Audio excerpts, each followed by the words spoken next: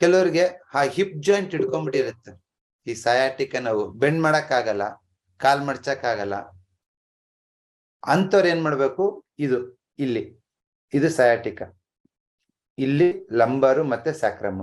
ಈ ಭಾಗಕ್ಕೆ ನೀವು ಆರೆಂಜ್ ಕಲರ್ ಹಚ್ಚಿ. ಏನ್ ಹಚ್ಬೇಕು? Orange colour. ಇಲ್ಲಿ ಆರೆಂಜ್ ಕಲರ್ ಹಚ್ಚಿದಾಗ ಏನಾಗುತ್ತೆ, ಆ ಸೊಂಟ ಬಿಗಿತ ಎಲ್ಲ ಕಮ್ಮಿ ಆಗುತ್ತೆ. ಕ್ಲಿಯರ್? ಅದೇ ಸ್ಲಿಪ್ ಡಿಸ್ಕ್ ಇತ್ತು ಅನ್ಕೊಳ್ಳಿ, ಸ್ಲಿಪ್ ಡಿಸ್ಕು ಅರ್ನಿಯೇಟೆಡ್ ಡಿಸ್ಕು ಆಗಿತ್ತು ಅನ್ಕೊಳ್ಳಿ, ಅದರ ಅರ್ಥ ಏನು?